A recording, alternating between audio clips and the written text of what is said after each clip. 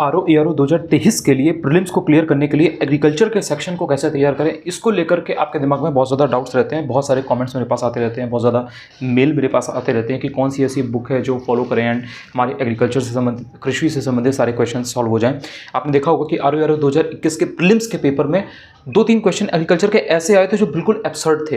एक था क्वेश्चन जिसमें पूछा गया था कि जो नाइजर के जो बीज होते हैं उसमें तेल की जो मात्रा होती है, जो परसेंटेज होता है ऑयल सीड्स का, वो कितने % होता है। इसके अलावा एक क्रॉप साइकिल से संबंधित क्वेश्चन था। तो इस तरीके के जो कुछ क्वेश्चन आते हैं उनको कैसे डील किया जाए। देखिए, एग्रीकल्चर में सिंपल सा लॉजिक है कि आप प्रीवियस ईयर क्वेश्चन पेपर को सॉल्व कर लीजिए। अगर आपने प्रीवियस ईयर क्वेश्चन पेपर को सॉल्व कर रखा है 10, 12, 15 सालों के जो यूपीपीसीएस के प्रीलिम्स में क्वेश्चन आए हुए हैं एग्रीकल्चर के, या फिर ARO के प्रीलिम्स मेंस में, या जैसे 2017 तक मेंस ऑब्जेक्टिव ही होता था यूपीपीसीएस का, सो उसमें आपको जो क्वेश्चन देखने को मिल रहे हैं एग्रीकल्चर से, उनसे आपके 1 से 2 क्वेश्चन मिल जाते हैं। एंड जनरली होता ये है कि अगर 4 क्वेश्चन आ रहे हैं तो 2 क्वेश्चन आपको पीवाईक्यू से मिल जाते हैं। और अगर आपने उनको ढंग से पढ़ा है तो कहीं ना कहीं एक क्वेश्चन आप और कर लेते हो, बिकॉज उतना नॉलेज बेस आपका होता है। एक question out of the box होता है, आप कह सकते हो कि वो आपको नहीं समझ में आएगा कि इसका आंसर क्या होगा, तो आप उसको छोड़ सकते हो। 4 में से अगर आप 3 क्वेश्चन या इवन 2 क्वेश्चन भी माना चाहें तो 2 क्वेश्चन भी अगर आप सही कर लेते हो तो बाकी के आपके पास इतने सब्जेक्ट्स हैं उनको आप तैयार कर सकते हो। बिकॉज एग्रीकल्चर में 3-4 क्वेश्चन अगर आ रहे हैं ARO प्रीलिम्स में या यूपीपीसीएस में, जैसे 2 ही 3 क्वेश्चन आते हैं, कभी कभी तो एक ही क्वेश्चन आता है, तो उसके लिए बहुत ज़्यादा परेशान होने की जरूरत नहीं होती है। कम टाइम में वो क्वेश्चन जरूर कर लो या वो टॉपिक जरूर आपको तैयार कर लेने चाहिए जिनसे शॉर्ट क्वेश्चन आते हैं। जैसे आपसे पूछा गया था कि जो काशी लालिमा है वो किसकी प्रजाति है, किसकी स्पीशीज है, तो ऑब्वियसली वो भिंडी की है। तो अगर आपको पता है तो ठीक है, वो वैसे तो पीवाईक्यू था, काफ़ी पुराना पीवाईक्यू था, बट वो आ चुका है, रिपीटेड है, तो उसके थ्रू आप कर सकते हो।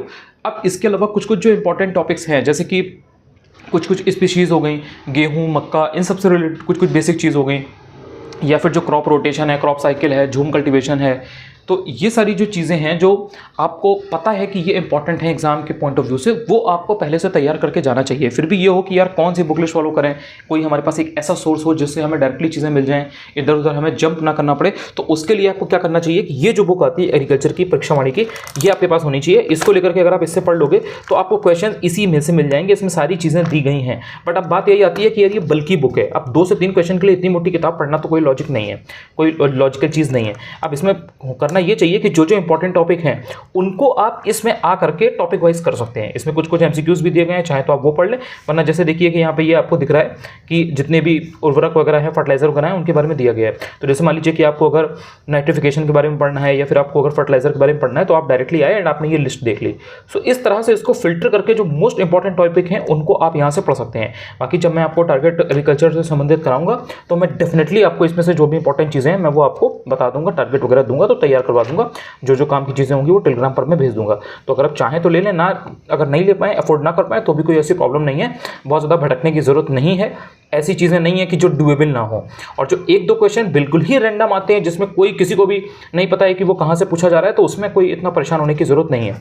इसके अलावा मतलब अगर ये लेते हैं तो ठीक है, अगर आप नहीं भी लेते हैं तो ये जो बुक है ये साइंस की ल्यूसेंट की बुक है, आपने सुना होगा, बहुत इंपॉर्टेंट है, बहुत सब लोग इसको रेफर करते हैं ऑलमोस्ट। इसमें क्या है ना कि पीछे की साइड में जब आप देखोगे तो फिजिक्स, केमिस्ट्री, बायोलॉजी के बाद में ये कृषि विज्ञान करके एग्रीकल्चर के क्वेश्चंस यहाँ पे और टॉपिक्स वगैरह दिए रहते हैं। ये बहुत इंपॉर्टेंट होता है एंड ये ज़्यादा नहीं है, ये अगर आप देखोगे तो मुश्किल से ये 30 पेज हैं, 30 पेज आपके पास हैं। इनको भी अगर आप पढ़ लेते हो और परीक्षावाणी नहीं पढ़ते हो तो भी आपको चांसेस हैं कि आपको क्वेश्चंस मिल जाएंगे। जैसे इसमें अगर आप देखोगे तो जितनी भी कृषि पद्धतियाँ होती हैं, यानी कि झूम कल्टीवेशन वगैरह, तो ये सब आपको देखने को इसमें मिल जाता है। बाकी डिफरेंट एग्रीकल्चर की जो चीज़ें हैं, क्रॉप्स रिलेटेड जो चीज़ें हैं, जैसे सबसिस्टेंस फार्मिंग क्या होती है, इंटेंसिव क्रॉपिंग क्या होती है, मल्टीपल क्रॉपिंग क्या होती है, ये सारी चीज़ें आपको ईजिली इसमें मिल जाती है, जो कि एग्रीकल्चर से रिलेटेड टर्मिनोलॉजी होती है। बाकी इसमें कुछ यार देखो एमसीक्यू दिए गए हैं, तो अगर आप इन एमसीक्यू को भी पढ़ लेते हो तो जनरली क्वेश्चन इससे बाहर से नहीं आता है। बाकी इसमें ये जो एनिमल हस्बेंड्री है, पशुपालन वगैरह, इससे रिलेटेड चीज़ें होती हैं। आपने देखा होगा कि ARO के 2021 के प्रीलिम्स के पेपर में एक क्वेश्चन आया था जिसमें आपको 4 एनिमल दिए गए थे, उनकी आपको स्पीशीज़ बतानी थी कि कौन सी किसकी प्रजाति है, किसकी क्या है, भीड़ की क्या है। तो वो सारी चीज़ें इसमें यार दी होती हैं यहाँ पे। अगर आप सिंपली ये देख लोगे कि इसमें गाय की कौन सी प्रमुख नस्लें हैं, भैंस की कौन सी होती है, भेड़ की कौन सी होती है, तो सिंपली आपको आसानी से वो क्वेश्चन डायरेक्टली एग्जाम में मिल जाएगा। जैसे यहाँ पे भेड़ का भी दिया हुआ है, बकरी का भी दिया हुआ है, यहाँ बगल में आप देख सकते हो कि ये बकरी का है, भेड़ का है, इसके पीछे वाले पेज में मैंने आपको गाय का दिखाया था। सो इसमें आपको चीज़ें कहीं ना कहीं मिल जाती हैं, तो आप पढ़ सकते हो। अब नहीं अगर इस आप लेना चाहते हो, इसमें इंटरेस्टेड नहीं हो, तो फिर वही है कि मैं टेलीग्राम पर चीज़ें डाल दूंगा तो आपको मिल जाएगा।